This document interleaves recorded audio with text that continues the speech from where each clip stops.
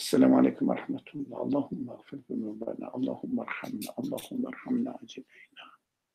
اللهم استخدمنا في خدمة القرآن والإيمان والإسلام.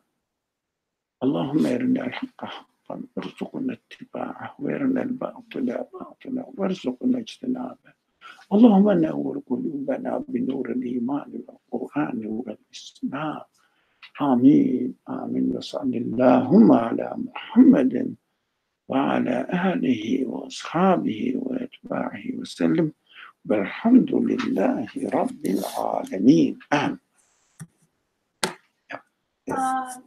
We are on part 8 of the book of creation. We are on page 5, and we will start with the question. Question: what are those things called nature, laws, and forces, and how are people deceived by them? Answer: nature is the comprehensive divine Sharia, assembly of laws, established for the order and harmony among everything contained in the visible material world. Nature is the comprehensive divine Sharia, established for the order and harmony among everything contained in the visible material world. This law of creation also is called the way of God. Nature is the result of all nominal laws in creation. Forces are the principles of this Sharia, and laws are elements of the same Sharia. Forces are the principles of this Sharia, and laws are elements of the same Sharia. The regularity of its principles and elements leads people to see it as nature with a real external existence, and after that, as an agent. The regularity of its principles and elements, so the regularity of the laws and elements of Sharia or nature, leads people to see it as nature with a real external existence, and after that, as an agent. Although the human heart or mind cannot be convinced that nature is a true agent, those who deny the all-majestic Creator and refuse to understand the divine power's miraculous works may see this blind, ignorant nature as the origin of things. I'll read that last sentence one more time. Although the human heart or mind cannot be convinced that nature is a true agent, those who deny the all-majestic Creator and refuse to understand the divine power's miraculous works may see this ignorant nature, blind, ignorant nature, as the origin of things.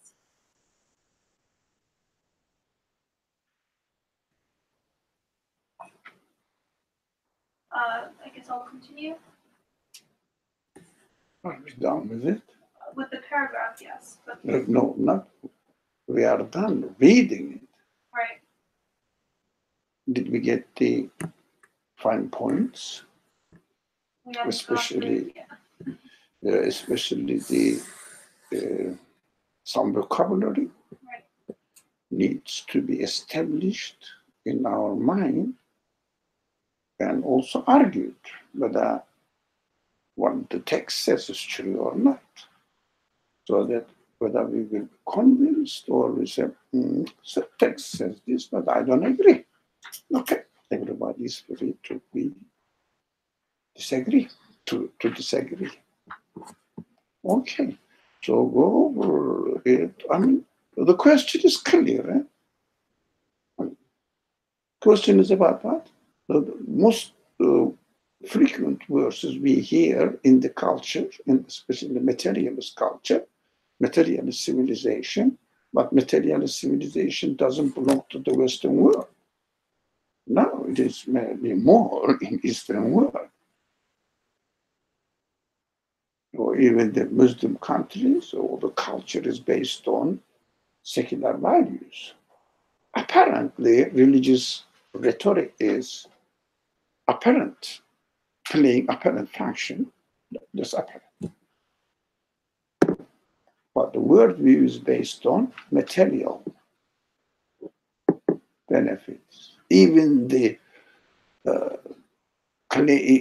claim of believing in hereafter is abused in order to just get away from the burden of this world. Oh, okay, we have to suffer, but there is an eternal blessing, sort of bliss. Okay, let us, how do you say, be patient with this horrible world, rather than getting the message.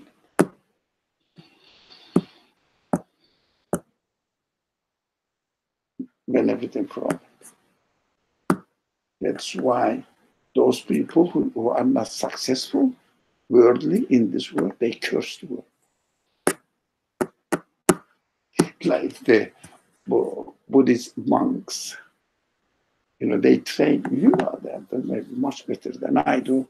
They train the monks by asking them, when they go to the monasteries or their monasteries, when they go there for training, they say, okay, the first thing, you have to get a ball and knock at the door of everyone in the area and beg.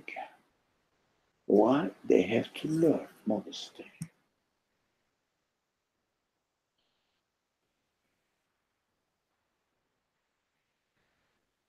So they are the beggars. No.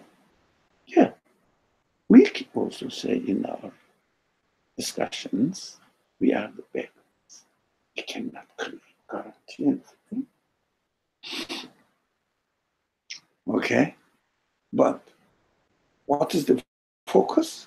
We are beggars to whom? They are beggars to the property owners in this world, human being. So please give me. So dehumiliate their proud. That is the purpose. They have to learn to be modest, needed in this world. You get the difference in this world. This sense is fitri to human being, yeah. We have to learn how to be modest and smash the heads of proud that we have. It's not true. It's not real. That's what they started training with this. Your proud is natural. You need what? The whole universe to teach you. So far, the first part of the sentence is correct. Yeah.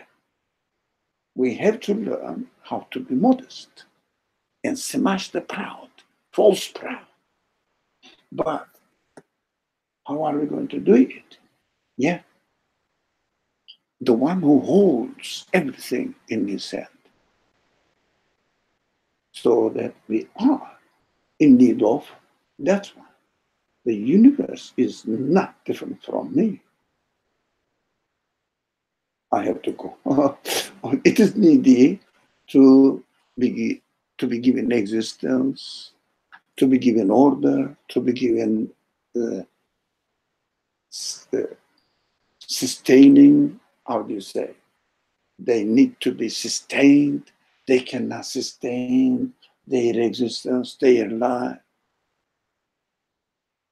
So they are not different from me. So I have to look.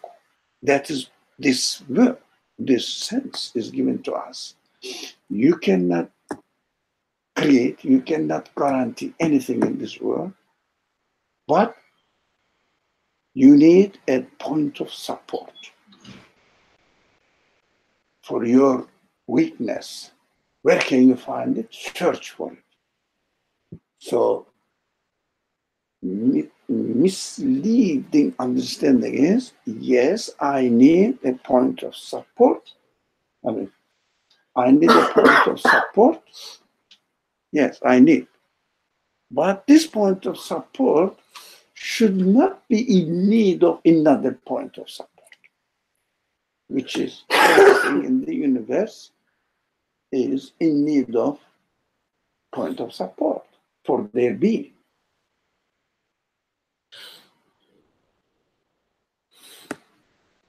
So we have to look for the real source. For example, in this materialist culture, they claim that they don't need the point of support. They are self-sufficient beings.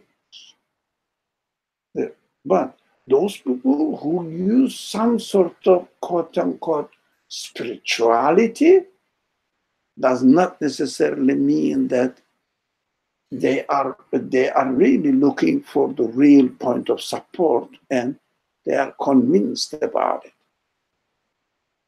This weakness in human nature, that we need point of support, somebody says, yeah, universe cannot be the point of support. Okay. What else? But the creator of the universe can be. Oh yeah. Because universe cannot be, the creator of the universe can be. Okay. That's correct. But what shall I do now? To get to know the creator and understand my relationship with him. There's okay. I found the point of support. Be careful here. I am secure in this world now, so I have to concentrate my life on earth in this world. Because I'm secure now. You get it? That is the exploitation of the truth of religion.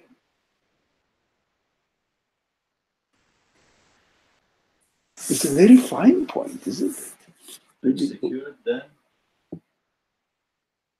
So when I feel secured now, I have this, and there's God, so I need it. So when you feel comfortable about your life in the world now because you found the point of support, which makes sense on a simple way, but still makes sense.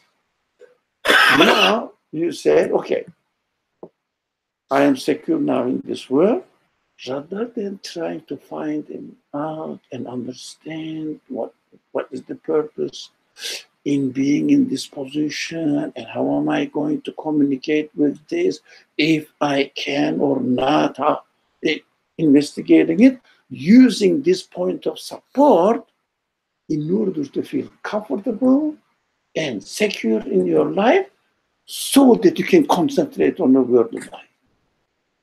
Not really investigating that connection. So I say, okay, I'm sorry. All right. I have my creator, and he promises me the eternal life. Yeah, it's a good news, isn't it? I am guaranteed. My eternal life is guaranteed. So rest. Okay. Get lost in the world. I believe in that.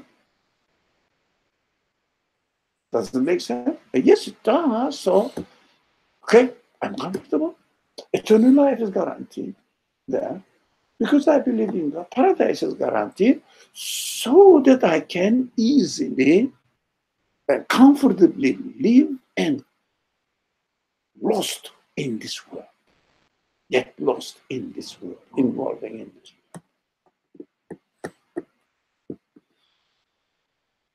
Do something related to religion. Ramadan is coming. So, I'm ready. Right? You know what is important? Go and see the Muslim world. Ramadan is the month of abstaining. Supposed to be. More concerned more with the Quran and the message of God and connected. Go and see the Muslim world market during the Ramadan. What happens?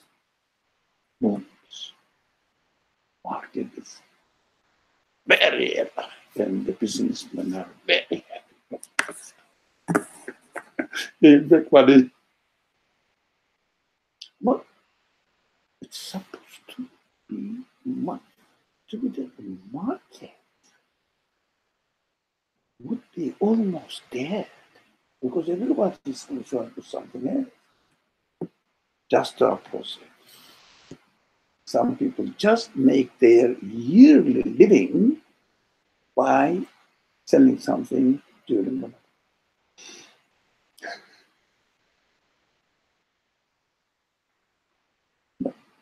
Well, you seem to have some problems. May Allah give you health, inshallah. It is not visible. But it's okay.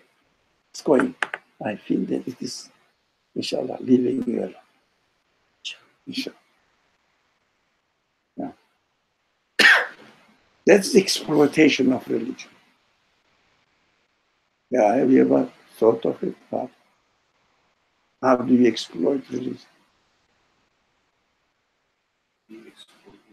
Mm. Sorry? Are you asking if I ever thought about it? No. Am I asking what? What was the question? I know. Have you ever thought about it, how we exploit religion? Not like this. Yeah, okay. So, we study this nature, laws, and forces, which are the fundamental concepts of materialist, secularist life of the people. They say, okay, everything refers to these almost three concepts in order to explain themselves, or we'll see whether it's legitimate or not. So we will be careful about these concepts because it's very simple. Because while we are claiming to be religious and practicing religion, we may still have this idea in our minds. Yeah, tabi. The world works in this world. What else do you want? Yeah? That's why we have to study it and refresh ourselves.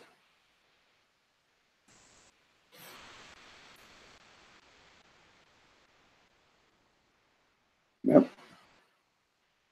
Shall we continue? Well, do you have more questions?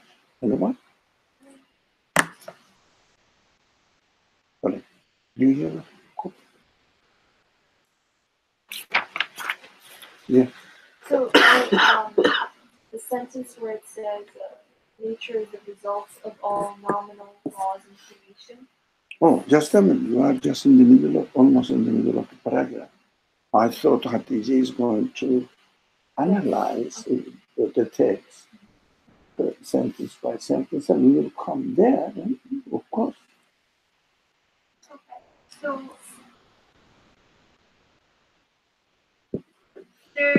the text is saying there's something called assembly of laws, and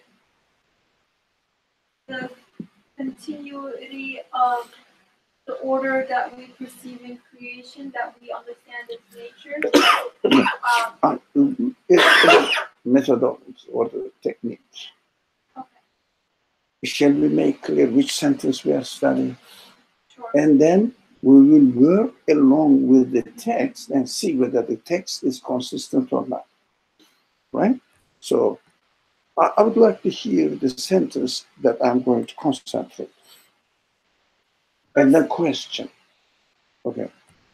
Nature is the comprehensive divine Sharia, assembly of laws. No, in bracket, assembly of laws. It means divine Sharia is somehow explained here what the author meant by divine Sharia. Yeah, divine Sharia. What is divine Sharia? Right? This phrase in the brackets somehow explains it, isn't it? So if someone listens to us, divine Sharia, as if we are talking, comma, assembly of laws, another thing. So they don't see the bracket. So we must make it clear. That is, in another word, when I say divine Sharia, that means assembly of laws altogether. Isn't that clear? Is it clear? So we have to make it clear, not just read. Okay. Nature is the comprehensive divine Sharia, that is, the assembly of laws, established for the order and harmony among everything contained in the visible material world. So, in the visible material world, I witness a source of order and harmony within the order of creation that I interact with and within myself, wherever I look. And this order and harmony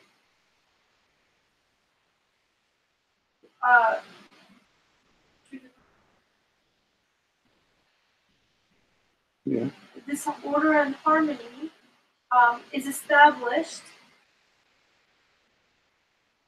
as part of what the text is referring to as divine Sharia. And that being a part of nature. So I think, although divine Sharia, the term divine Sharia is literally explained assembly of laws with this phrase assembly of laws. Okay? What is the significance of the word established? Yeah? It means by something else. Yeah. This something else has an answer in the text which says divine. Divinely established. What does it mean? Divinely established. Yeah. Of course, in order to understand this sentence, what comes to my mind first is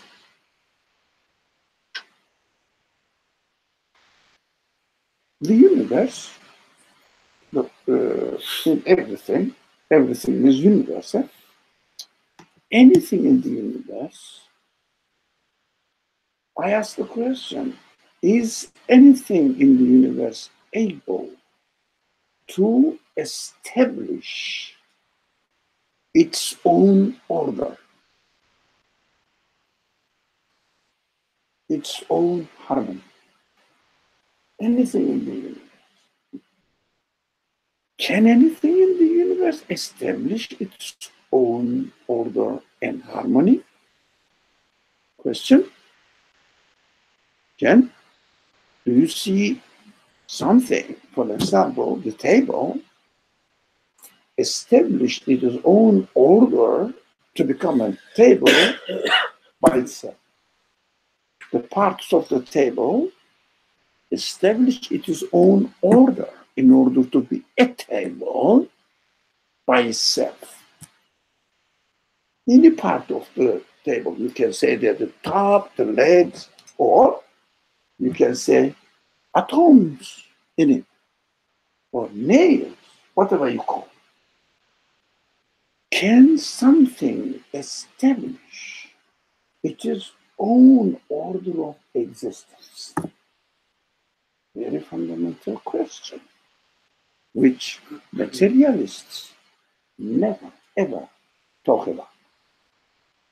Then, can it establish its own order in the existence of its own location in the universe so that the harmony will occur and the universe keep its existence going by itself?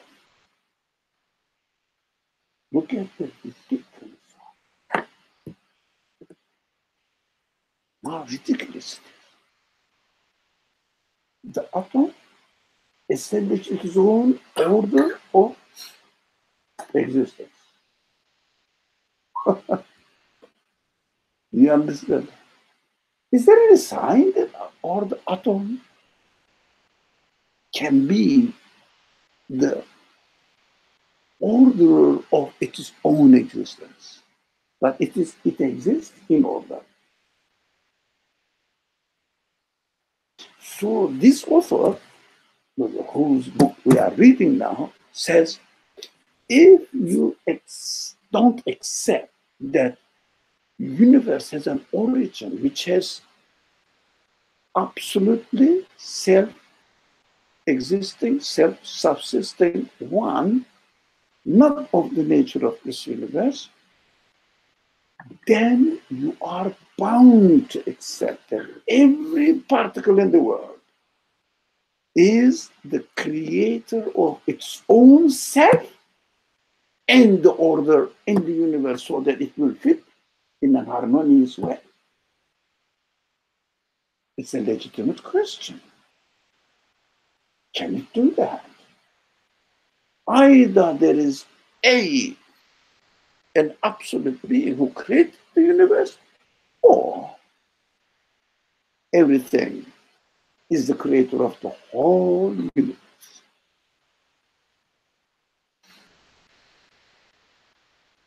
Yeah?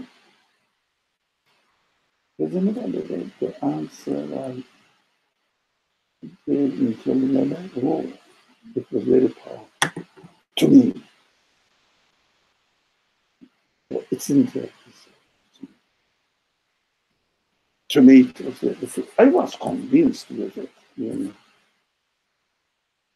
know. But that was really consistent, looks consistent. Of course, without having any bias. Does it really sound consistent when I look at it from distance? Like this argument here in the text. But of course, the text is referring to this only with one part of a word, established, and the word defined. That's it. We have to decipher it. We have to think why this author uses the word divine and what it says. It established, it's everything establishes itself in an order. First of all, their existence takes place in an order. First of all.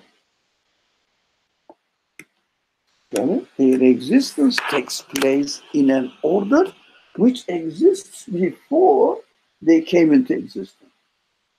And the materialists turn the argument around and say, no, the matter itself establishes its order out of chaos. But it exists within the order, already existing order. Nothing can come into existence without being in the context of the established order.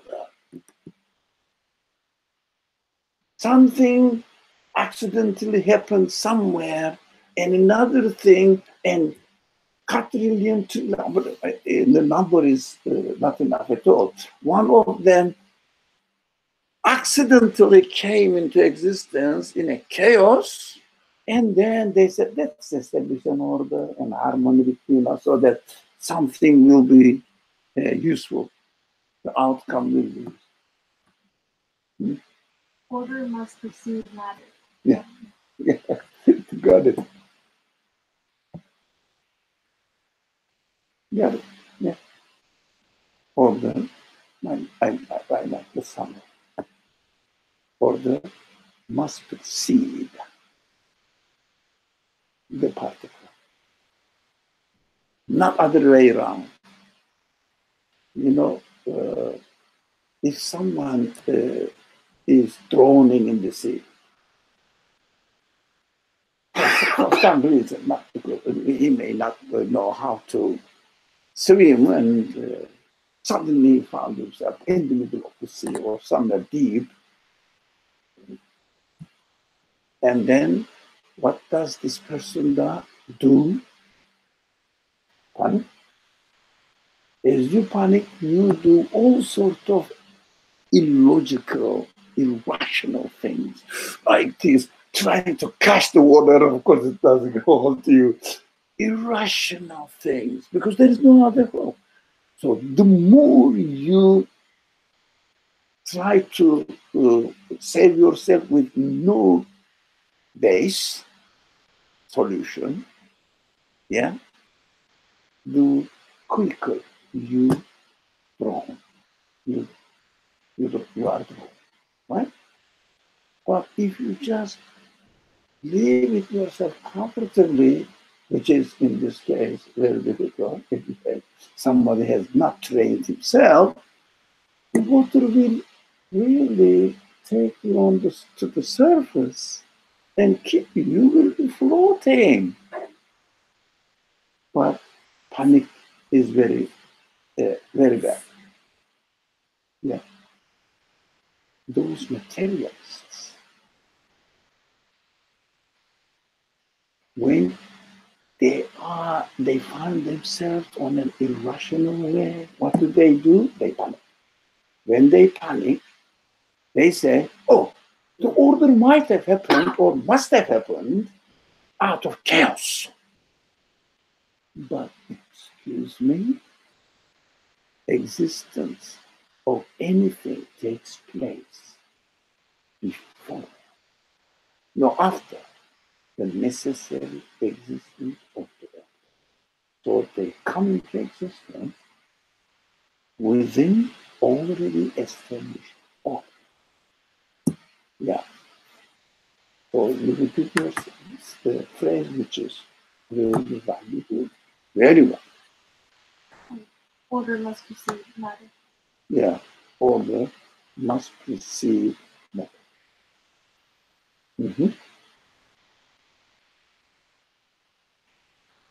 So how can you claim it? Maybe order came out as a result of chaos.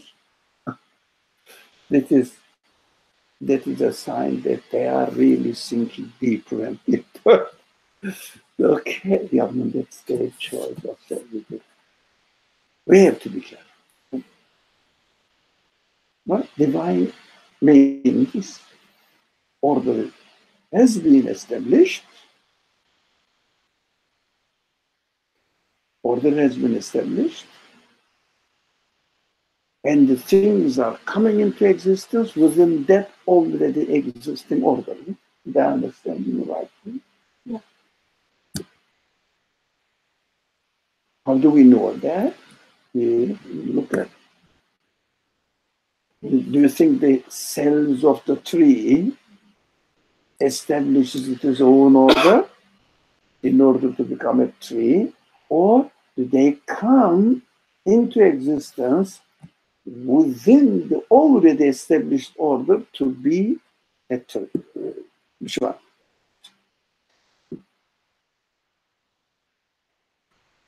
You have to think. You have the ability to think, so use your ability to think. So, would it be fair to say if matter exists, then there must be an